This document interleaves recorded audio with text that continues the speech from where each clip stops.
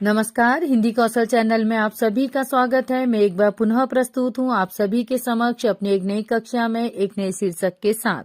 और आज की कक्षा में मैं आप सभी के लिए लेकर आ रही हूँ कक्षा 11 की हिंदी पाठ्य पुस्तक आरोह भाग 1 के काव्य खंड से पहला पाठ। तो आज की कक्षा में हम पढ़ेंगे कबीरदास जी के पद। और यदि आपको कबीरदास जी की जीवनी पढ़नी है तो वो मैं पहले ही अपनी कक्षाओं में पढ़ा चुकी हूँ, जिसका लिंक आपको डिस्क्रिप्शन बॉक्स में मिल जाएगा। आप वहां से कबीरदास जी की जीवनी पढ़ सकते हैं। तो आइए शुरू करते हैं आज की कक्षा, जिसका शीर्षक होगा कबीरदास जी के पद। आज की कक्षा की शुरुआत करेंगे हम काव्य पाठ से। तो सबसे पहले हम पढ़ेंगे पहला पद। हम तो एक एक करी जाना, दोई कहे तीनही को, दो जग जिन नाहिन पहचाना। एक एक पवन एक ही पानी, एक एक ज्योति समाना। एक एक खाक गड़े सब भाड़े, एक एक कोहरा साना। जैसे बाड़ी काष्ठ ही काटे, अग्नि न काटे कोई। सब घट अंतरी तू ही, व्यापक धरे स्वरूपे सोई। माया देखी के जगत लुभाना, काहिर नरगर बाना। निर्भय भया कछु नहीं व्यापे, कहे कबीर दीवाना। तो यह तो था कबीरदास जी का पहला पद। तो आइए सबसे पहले जानते हैं इस पद के मध्य आए शब्दार्थ। शब्दार्थ कुछ इस प्रकार से होंगे। यहाँ पर एक जो है दो अर्थों में लिया गया है। पहला है परमात्मा और दूसरा है एक। दो ही अर्थात दोनों, तीन ही अर्थात उन्हीं को, दोजख अर्थात नरक, नाहिन अर्थात नहीं, पहचाना अर्थात पहचाना, पवन अर्थात वायु, समाना अर्थात व्याप्त होना, खाक अर्थात मिट्टी या माटी, गड़े अर्थात रचे बनाए हुए, भाड़े अर्थात बर्तन, कोहरा अर्थात कुम्हार, साना अर्थात मिलाना, बाड़ी अर्थात बढ़ई, काष्ठ अर्थात काठ या लकड़ी, अग्नि अर्थात आग, अंतरी अर्थात हृदय में, धरे अर्थात रखे, स्वरूपे अर्थात स्वरूप, सोई अर्थात वही, लुभाना अर्थात लोभ आ जाना, गर्वाना अर्थात गर्व करना, निर्भय अर्थात निर्भय, भया अर्थात हुआ, कछु अर्थात कुछ इत्यादि। शब्दार्थ के बाद अब हम आगे बढ़ेंगे और जानेंगे संदर्भ। संदर्भ कुछ इस प्रकार से होगा। प्रस्तुत पद कक्षा 11 की पाठ्य पुस्तक आरोह भाग 1 के काव्य खंड में संकलित कबीर के पदों से लिया गया है, जिसके रचयिता हैं निर्गुण परंपरा के संत कवि कबीरदास जी। संदर्भ के बाद अब आगे बढ़ेंगे प्रसंग की ओर। प्रसंग इस प्रकार से है। प्रस्तुत पद में कबीरदास जी ने एकेश्वरवादी भाव व्यक्त किया है। यहाँ कबीरदास जी ने कहा है कि परमात्मा एक है और संपूर्ण सृष्टि में जो लोग परमात्मा को अलग अलग देखते हैं वे पूर्णतः अज्ञानी हैं। कबीरदास जी के अनुसार संसार का रचयिता एक ही परमात्मा है। सृष्टि के कण कण में एक ही ईश्वर की सत्ता व्याप्त है और इस एकेश्वरवादी भाव को कबीरदास जी ने इस पद में व्यक्त किया है। प्रसंग के बाद अब आगे बढ़ेंगे और जानेंगे इस पद का सबसे मुख्य अंग, सबसे मुख्य भाग, भावार्थ। तो आइए जानते हैं इस पद का भावार्थ। हम तो एक एक करी जाना। कबीरदास जी कहते हैं कि हमने तो एक ही ईश्वर को माना है, एक ही ईश्वर को जाना है। दोई कहे तीनही को, दो जग जिन नाहिन पहचाना। और जो लोग ईश्वर को दो अलग अलग रूपों में जानते हैं, एक ही ईश्वर को दो अलग अलग कहते हैं, वे लोगों ने ईश्वर को नहीं पहचाना है। और जिन लोगों ने ईश्वर को नहीं पहचाना है वे लोग अवश्य ही नरक में जाएंगे। एके पवन एक ही पानी, एके ज्योति समाना। कबीरदास जी आगे कहते हैं कि जिस प्रकार से पवन एक है, पानी एक है, उसी प्रकार से संसार के सभी प्राणी भी एक ही ईश्वर के बनाए हुए हैं, एक ही ईश्वर द्वारा निर्मित हैं। एके खाक गड़े सब भाड़े, एके कोहरा साना। आगे कबीरदास जी ने कहा है कि जिस प्रकार से सभी बर्तन एक ही मिट्टी से बनाए जाते हैं और उन्हें बनाने वाला भी कुम्हार एक ही है, उसी प्रकार से इस संसार की, इस सृष्टि की के सभी लोग, सभी प्राणी, सभी पदार्थी एक ही ईश्वर द्वारा निर्मित हैं। जैसे बाड़ी काष्ठ ही काटे, अग्नि न काटे कोई। जिस प्रकार से एक बढ़ई लकड़ी को तो काट सकता है लेकिन अग्नि को नहीं काट सकता है, यहाँ पर कबीर दास जी ने लकड़ी और आग का एक उदाहरण प्रस्तुत करके यहाँ पर सभी को यह समझाने का प्रयास किया है कि संपूर्ण सृष्टि एक ही ईश्वर द्वारा निर्मित है। सब घट अंतरि तू ही, व्यापक धरे स्वरूपे सोई। आगे कबीरदास जी कहते हैं कि हे प्रभु, सभी लोगों में तुम ही बसते हो, सभी लोगों के भीतर तुम ही विराजमान हो, सभी में तुम ही व्याप्त हो। तुम ही ने समय समय पर अलग अलग व्यापक स्वरूप धारण किए हैं। माया देखी के जगत लुभाना, काहे रे नरगर बाना। हे ईश्वर, आपने ही समय समय पर व्यापक स्वरूप धारण किए हैं, जिसे देखकर, आपकी इस माया को देखकर इस समस्त जगत को लोभ आ गया है। और कहते हैं कि कबीरदास जी कहते हैं कि हे मानव, माया को देखकर, धन को देखकर कभी भी लोभ नहीं करना चाहिए, कभी भी गर्व नहीं करना चाहिए, कभी भी घमंड नहीं करना चाहिए। निर्भय भया कछु नहीं व्यापे, कहे कबीर दीवाना। कबीरदास जी कहते हैं कि यह कबीर तो दीवाना है, यह तो निर्भय है, इसके भीतर किसी भी प्रकार का डर नहीं व्याप्त है। इसीलिए यह एकेश्वरवादी है और एक ईश्वर की सत्ता पर विश्वास करता है, इसलिए यह सभी प्रकार के सुख दुख से मुक्त है। तो यह तो था कबीरदास जी का पहला पद। अब इसके आगे हम बढ़ेंगे और जानेंगे इस पद का भाव सौंदर्य। भाव सौंदर्य कुछ इस प्रकार से होगा। इस पद में कबीरदास जी ने ईश्वर को अलग अलग रूपों में जानने के अनेकानेक विभिन्न मतों से मुक्त होकर एक लोगों को एकता के सूत्र में बांधने का प्रयास किया है। कबीरदास जी ने संसार के कण कण में ईश्वर का वास बताया है। कबीरदास जी ने धन, लोभ, मोह, माया की व्यर्थता पर प्रकाश डालते हुए निराकार प्रभु की भक्ति में लीन होने का उपदेश दिया है। भाव सौंदर्य के बाद अब हम आगे बढ़ेंगे शिल्प सौंदर्य की ओर। शिल्प सौंदर्य इस प्रकार से है, एक एक में यमक अलंकार है, एक परमात्मा तथा एक अर्थात एक।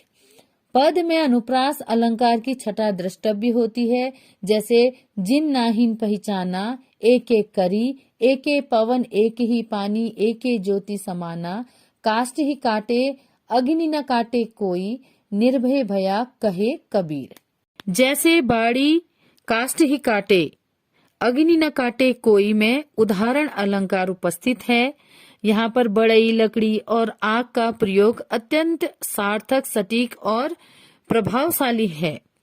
पद संगीतात्मक है, संबोधन शैली में वार्तालाप के कारण अभिव्यक्ति में सजीवता आई है। पद में रूपातिशोक्ति अलंकार का प्रयोग हुआ है। तो यहाँ पर कबीरदास जी द्वारा रचित पहला पद यही समाप्त होता है। अब हम आगे बढ़ेंगे कबीरदास जी द्वारा रचित दूसरे पद की ओर। तो सबसे पहले हम काव्य पाठ करेंगे। संतो देखत जगत बोराना, साच कहो तो मारन धावे, झूठे जगपति आना। नेमी देखा धर्मी देखा, प्रात करे स्नाना। आतम मारी पखाने ही पूजे, उसमें कछु नहीं ज्ञाना। बहुतक देखा पीर ओलिया, पढ़े कितेब कुराना। के मुरीद तदबीर बतावे, उनमें उहे न ज्ञाना।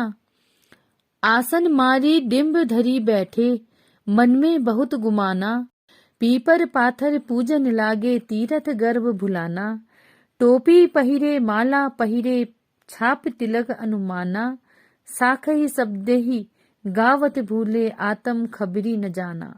हिंदू कहे मोहि राम प्यारा, तुर्क कहे रही माना। आपस में दो लरी लरी मुए, मर्म न काहू जाना।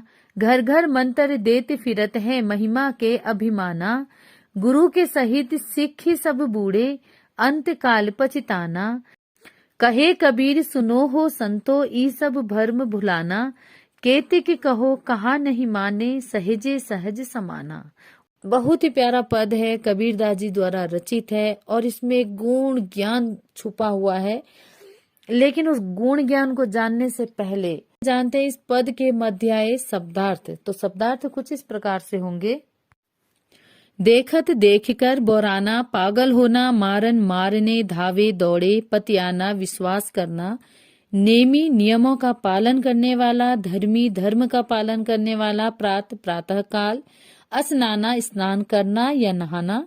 आत्म आत्मा, पखा नहीं पत्थर पाषाण, बहुतक बहुत सारे, पीर ओलिया संत गुरु धर्म ज्ञानी, कितेब किताब ग्रंथ, कुराना कुरान मुसलमानों का पवित्र ग्रंथ, मुरीद शिष्य चेला, तदबीर उपाय, डिम्बधरी दंभ करके, गुमाना अहंकार, पीपर पीपल, शब्दही शब्द, आत्म खबरी आत्मज्ञान, मोही मुझे पियारा प्यारा, तुर्क मुसलमान, लरी लड़ना, मर्म भेद, मंत्र मंत्र गुप्त ज्ञान, फिरत फिरते, सिख शिष्य, बूढ़े डूबे, पछताना पछताना, भर्म भ्रम, केतिक कब तक, सहजे सहज रूप से, समाना लीन होना।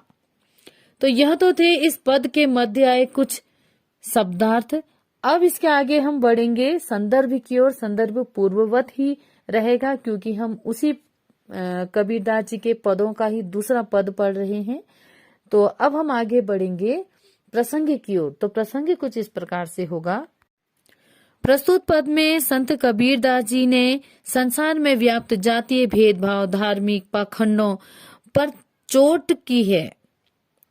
उन समस्त पाखंडी धर्म गुरुओं का विरोध किया है जो धर्म जाति के नाम पर मनुष्य को बांटते हैं और उन्हें अपना शिष्य बनाते हैं। कबीरदास जी ने यहाँ पर उन सभी बाह्य आडंबर बचने का संदेश दिया है।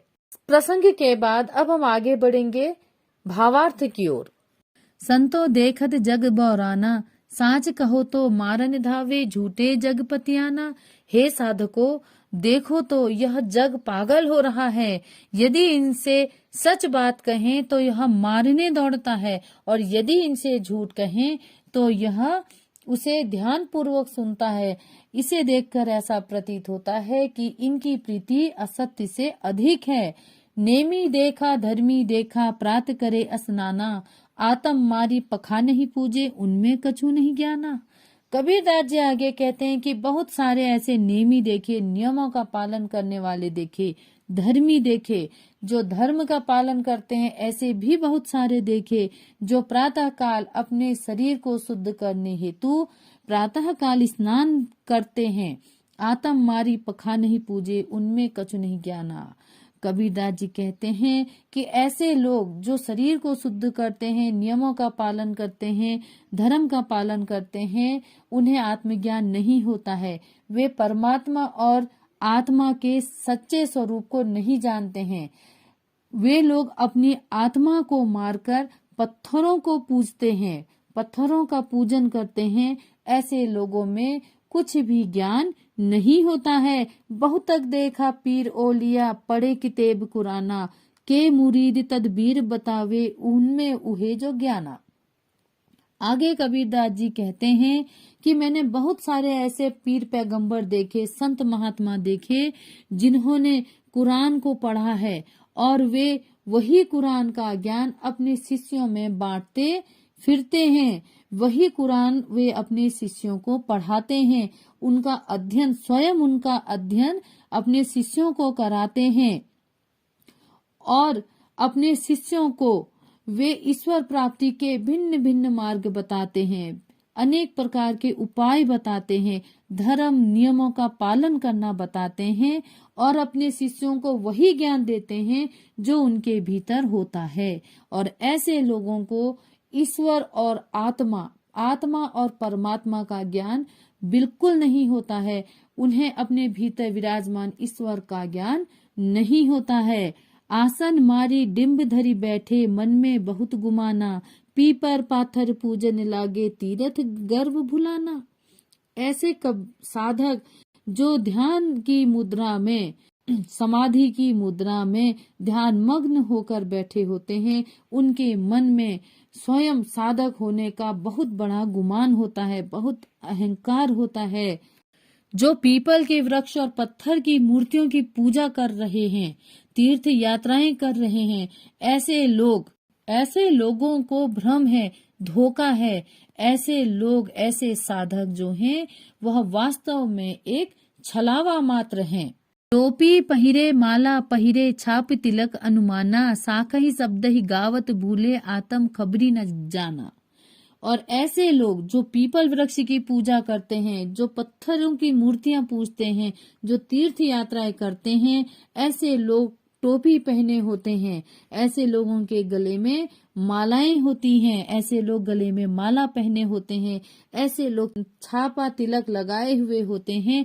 इन्हें देखकर ही अनुमान हो जाता है कि यह सब पाखंडी हैं, ढोंगी हैं। साखी शब्द ही गावत भूले, आत्म खबरी न जाना। और ऐसे लोग जिन्हें आत्मज्ञान नहीं होता है, जिन्होंने अपने भीतर विराजमान ईश्वर को नहीं पहचाना होता है, ऐसे लोग घर घर जा करके साखी शब्द गा करके अपने शिष्य बनाते हैं। ऐसे लोग घर घर जाकर आत्मा परमात्मा का ज्ञान देते हैं और साखी शब्द गाते फिरते हैं। हिंदू कहे मोहि राम प्यारा, तुर्क कहे रही माना, आपस में दो लरी लरी मुए, मर्म न काहू जाना। कबीरदास जी आगे कहते हैं कि हिंदू कहता है मुझे राम प्यारा है, मुसलमान कहता है मुझे रहीम प्यारा है, और राम रहीम के चक्कर में दोनों आजीवन आपस में लड़ लड़कर मर जाते हैं। लेकिन वास्तविक मर्म को कोई नहीं जानता है, वास्तविक ज्ञान दोनों में से किसी को नहीं होता है। आत्मा और परमात्मा के ज्ञान को नहीं जानते हैं, अपने भीतर ईश्वर को नहीं पहचानते हैं। घर घर मंत्र देते फिरत हैं, महिमा के अभिमाना, गुरु के सहित सिख सब बूढ़े, अंत काल पछताना। कबीरदास जी आगे ऐसे लोगों को फटकार लगाते हुए कहते हैं कि ऐसे लोग घर घर जाकर ईश्वर प्राप्ति का मंत्र देते फिरते हैं, ज्ञान बांटते फिरते हैं, और घर घर जाकर के अपनी महिमा का बखान करते हैं और अपने शिष्य बनाते हैं। और ऐसे गुरु अपने शिष्यों को वही ज्ञान देते हैं जो उनके भीतर होता है। और ऐसे शिष्य जो हैं, गुरु के साथ ही अंत में भवसागर में डूब जाते हैं। ऐसे गुरु अपने शिष्यों को भी वही अल्प ज्ञान देते हैं जो अल्प ज्ञान उनके भीतर होता है, और अंत में ऐसे गुरु और शिष्य दोनों ही भवसागर में डूब जाते हैं। कहे कबीर सुनो हो संतो, ई सब भर्म भुलाना, केतिक कहो कहाँ नहीं माने, सहजे सहज समाना। अंत में कबीरदास जी कहते हैं कि हे साधको सुनो, हे साधको सुनो, इस प्रकार के सभी भ्रमों को भुला दो। इस प्रकार के सभी भ्रमों को, मूर्ति पूजा, वृक्ष पूजा, ये टोपी धारण करना, गले में माला पहना, छापा तिलक, नियमों का पालन, धर्म का पालन, आसन लगाकर बैठना, इस प्रकार के सभी भ्रमों को, सभी बाह्य आडंबरों को भुला दो। क्योंकि ये पाखंडी लोग तो भ्रम में वास्तविकता को भुलाए हुए हैं। इन्हें मैं कितना भी कह लूं, मैं कितना भी समझा लूं, ये नहीं मानते हैं। सच तो यह है कि ईश्वर सहज साधना से मिल जाता है, ईश्वर की प्राप्ति सहज साधना से हो जाती है। जो सच्चे संत होते हैं वह तो अपनी सच्ची साधना से, सीधी सरल साधना से, स्वाभाविक साधना से ही ईश्वर की भक्ति में लीन हो जाते हैं। तो यह था कबीरदास जी द्वारा रचित दूसरा पद। अब हम इसके आगे बढ़ेंगे भाव सौंदर्य की ओर, और भाव सौंदर्य इस प्रकार से है। इस पद में कबीरदास जी ने संसार में व्याप्त धार्मिक आडंबरों पर गहरा प्रहार किया है, जैसे मूर्ति पूजा, वृक्ष पूजन, छापा तिलक, ग्रंथ पाठ या संतों के द्वारा शिष्य बनाना आदि। साथ ही कबीरदास जी ने हिंदू और मुसलमान दोनों ही मजहबों को भी सुधारने का पूर्ण प्रयास किया है। उन्हें एक ही सत्ता को स्वीकारने के साथ साथ एक सूत्र में बांधने का प्रयास किया है। समस्त मजहबों को समान दृष्टि से देखने का उपदेश दिया है और इस भाव को व्यक्त करने में कबीरदास जी का निर्भीक, अक्खड़ और स्पष्टवादी स्वभाव प्रकट हुआ है। कबीरदास जी ने ढोंगी पाखंडी गुरुओं के अनुयायी बनने के स्थान पर परमात्मा की भक्ति में लीन होने का संदेश दिया है। भाव सौंदर्य के बाद अब हम आगे बढ़ेंगे शिल्प सौंदर्य की ओर। शिल्प सौंदर्य इस प्रकार से है। संपूर्ण पद में अनुप्रास की छटा द्रष्टव्य होती है। पखानहि पूजे पीपर पाथर पूजन, साहित्य सिख सब कहे कबीर, केतिक कहो कहा नहीं माने, सहजे सहज समाना आदि। घर घर लरी लरी में पुनरुक्ति प्रकाश अलंकार है। पद की भाषा भावों को स्पर्श करने वाली, बेलाग व स्पष्ट है। संपूर्ण पद में व्यंग विद्यमान है। तो इसी के साथ हमारी आज की कक्षा यही समाप्त होती है। कबीरदास जी का पद यही पूर्ण होता है। तो बहुत जल्दी मिलती हूँ अपनी अगली कक्षा में एक नए शीर्षक के साथ। तब तक के लिए थोड़ा सा इंतजार। और एक बात हमेशा याद रहे कि मैं हमेशा कहती हूँ, हिंदी हमारी राष्ट्रभाषा है। हिंदी भाषा पर गर्व करें। धन्यवाद।